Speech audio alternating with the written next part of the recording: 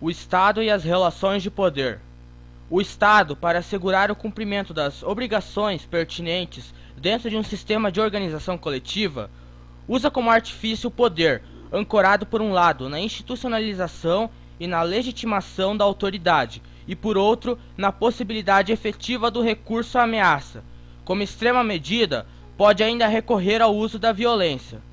Um dos objetivos diretos da utilização da violência pelo Estado pode ser a destruição dos adversários políticos ou deixá-los na impossibilidade física de agir com eficácia.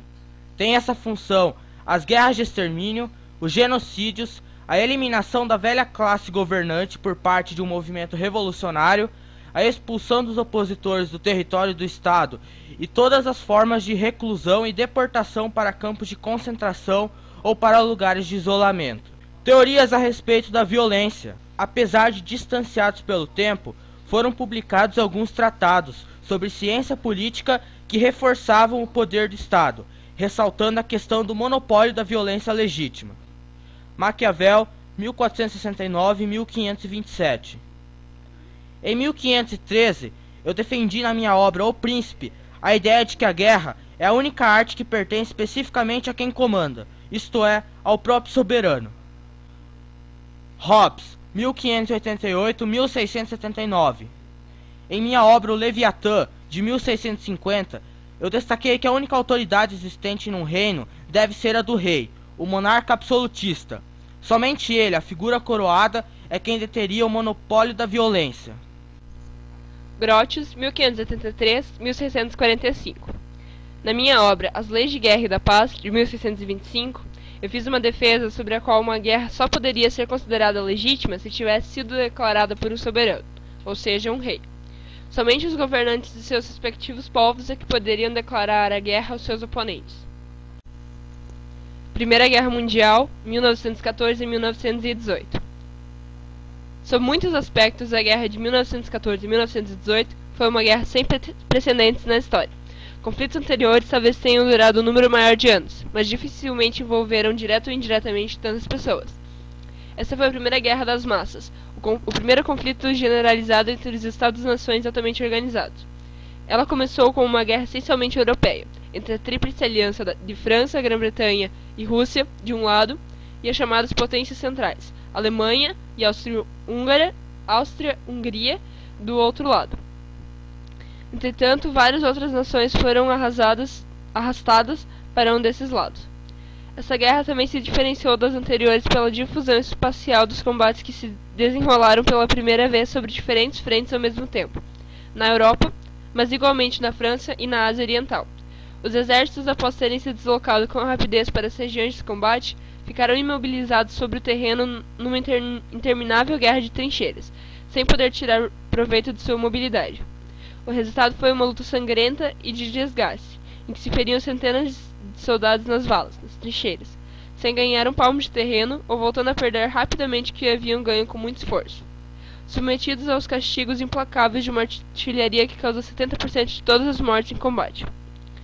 No domínio das armas, as transformações tecnológicas influenciaram fortemente o conflito. Se certos combates diferenciavam-se pouco das guerras do século XIX, com o emprego da infantaria, foi a utilização de novas armas químicas, como o gás venenoso asfixiante, os blindados e, mais ainda, a aviação, através de bombardeios aéreos que marcaram o conflito. A Segunda Guerra Mundial foi o confronto de dois blocos, as potências do eixo Alemanha, Itália e Japão, e as potências aliadas, a Inglaterra, França, União Soviética e Estados Unidos. Outros países como o Brasil, que apoiou os aliados, somaram-se a estes, tanto de um lado quanto de outro. Alguns países permaneceram neutros, como Suíça, Mônaco, Vaticano e San Marino. A maior parte dos combates ocorreu na Europa e na Ásia, mas as operações militares aconteceram em todos os continentes. A América não foi afetada. Houve apenas operações navais, com submarinos alemães. Entre as principais causas da guerra está a política expansionista de Hitler, baseada na ideia da formação de um grande império de povos e de raça ariana, que a sua teoria considerava como a única raça pura. As características essenciais da guerra foram a importância da aviação o envolvimento de civis, os grandes bombardeios de centros de armamento que não tiveram efeitos sensíveis sobre a produção de guerra, mas que destruíram casas e mataram civis. O de Dresden, em 1945, causou 200 mil mortos. E os campos de concentração, onde morreram milhões de judeus, comunistas, ciganos, sem esquecer os campos de concentração aliados para os soldados alemães, que muitos desapareceram de maneira muito pouco explicada. A guerra chegou ao fim após os bombardeios de população civis japonesas de Hiroshima e Nagasaki. No século XIX surgiram ideias como nacionalismo e expansionismo, que subiu a cabeça dos líderes. Aí eles resolveram decidir quem que era o melhor e começaram um monte de treta. Daí no século XX começaram as grandes guerras, a Primeira e a Segunda Guerra Mundial. Cada estado nacional tem seus próprios interesses e sua cultura. Então, através de treta com os outros estados, eles defendem o que eles querem e conseguem novos territórios. A guerra, por mais louca que pareça, é totalmente controlada pelo estado. É a mais pura política, só que feita de um jeito bem mais hardcore. Lola, pro chão. Então, na Primeira e na Segunda Guerra Mundial, surgiu uma coisa muito louca, que era a guerra impessoal. Tipo, no começo, as guerras eram feitas por baioneta, coisa assim. Então a pessoa via quem tava matando. Agora nas outras guerras não, você fuzila, você joga bomba. Então você não vê quem tá matando e você não tem dó de matar. Então as guerras, mesmo sendo bem menores, mesmo durando bem menos, elas matam muito mais gente do que matavam as guerras antes. E o Brasil, como tava nessas tretas todas?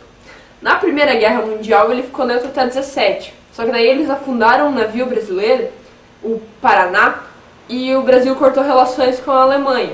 Ele cortou relações, Brasil bad boy. Tá.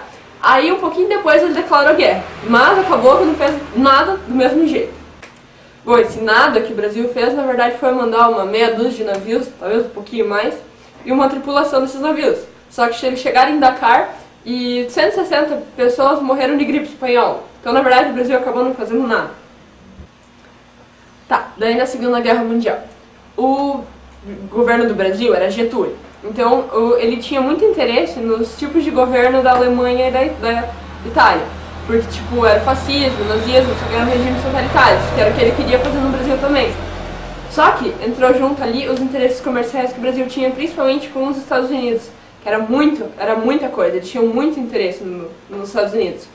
Então o Brasil acabou ficando do lado dos países aliados e mandou alguns soldados e a Força Aérea. Soldados era a FEB, Força Expedicionária Brasileira, que ficou conhecido como os Pracinhas. Só que eles não tinham quase nenhum treinamento, os caras eram muito ruins. Então eles chegaram lá e não fizeram grande coisa. Tipo, eles foram bastante, morreram muitos e não conseguiram, tipo, conquistas que dá pra lembrar, assim, que são coisas importantes, sabe? E daí a Força Aérea que foi incorporada junto com o batalhão americano, que também não fez grandes coisas, que não é muito lembrado. Hitler e Stalin, eles não eram humanos, tá ligado?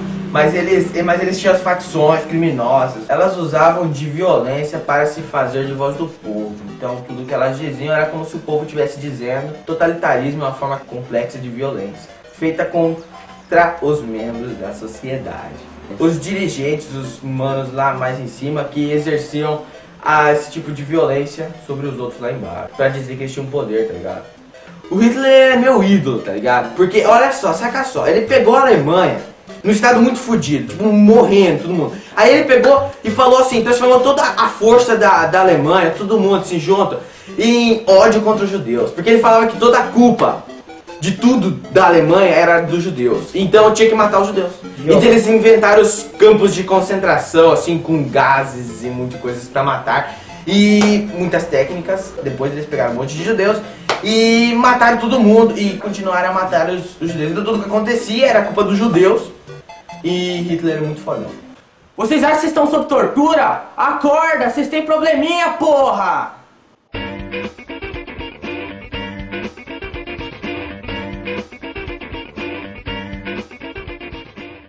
O que é tortura hoje, gente? Ser obrigado a ir com a namorada no cinema, ver Crepúsculo pela enésima vez. Você tem que ouvir o Fiuk imitar as canções do pai dele e ainda achar que canta bem. Cara, tortura não é isso. Tortura foi bem pior ao longo da história. O Estado sempre fez tortura contra tudo e contra todos. Os adversários políticos de um Estado se fudiam quando ele resolvia torturar para resolver impor o que ele queria. Vamos a algumas teorias. Colocar um pouco de história nesses vídeos. Gregos. Para eles, tortura diminuía a dignidade do homem. Era tipo, mais indigno do que você ter que interpretar um vampiro em Crepúsculo, cara. Era mais indigno que deixar sua namorada dormir de conchinha com o seu arqui-inimigo. E ainda falar que tava feliz por ele estar lá. Porra! Na Idade Média isso era lei, cara. Então pensa se fosse lei você ter que assistir Crepúsculo, cara. Se você tivesse que ouvir ao menos uma vez alguma música do Fiuk, cara. Não ia ser legal, velho. Ia ser foda pra caralho, velho. A tortura sempre existiu. Ela existe, existiu e vai sempre existir. Disfarçada sob diferentes modos. Ilegal, na legalidade, ela vai existir. Na Idade Média ela era legal. Você podia usar ela e você estava dentro da lei. Você torturava a pessoa para obter o que queria. Para punir, para obter informações, o que você quisesse. A Inquisição tá aí na história para provar que ela existiu. Romanos também faziam isso. Quem era cristão na época de Romanos se fudia. Era tipo você ser macho hoje em dia. Macho e não andar colorido. Você na época dos romanos você não podia ser cristão. Senão você apanhava. Senão o bicho pegava pro teu lado. A tortura, ela continuou sempre durante a história. No século XX ela se disfarçou. Ela entrou nos chamados regimes totalitaristas. Stalinismo, fascismo, nazismo. Todas aplicavam a tortura para obter o que elas queriam. As pessoas tinham que morrer lentamente nos campos de concentração nazistas. Ao que você faz hoje ouvindo Baby no carro. Vamos citar uns exemplos aqui. Milhões de vítimas do nazismo, decorrência do interrogatório individuais e morte lenta nos campos de concentração. Campos e hospitais psiquiátricos para prisioneiros políticos na ex-URSS. Cara, se você falasse alguma coisa contra o governo, você era considerado louco, mano. Se você falasse, Crepúsculo fede hoje em dia, era como se você fosse preso. As torturas e as ditaduras aplicadas em países latino-americanos. Chile e Argentina, por exemplo. E vamos citar o nosso exemplo, o Brasil. O Brasil sofreu pra caralho com isso. A gente sofreu pra caralho. Nossos pais sofreram pra caralho com isso. Pelo menos os que estavam no Rio de Janeiro lutavam diretamente contra isso. Cara, era sal no olho, choque no saco. A gente sofria que nem cão aqui na ditadura. E a tortura estava a favor da lei, velho. Você tinha que abaixar o nariz e seguir em frente. E hoje a tortura continua. Disfarçada por aí, naqueles filmes que a sua namorada adora, mas que na verdade você finge que adora, que a maioria das meninas adora e que você detesta. E você vê porque você sabe que ela gosta. Milhares de pessoas sofrem tortura todo ano. Centenas são mortas. A lista dos países que supliciam seus cidadãos é grande. Conheça alguns deles: Índia, Iraque, Sudão, Egito, República dos Camarões, Paquistão, Líbia, Malásia, Estados Unidos, Israel, Argélia, Ruanda, Turquia, entre outros. A tortura está aí, gente.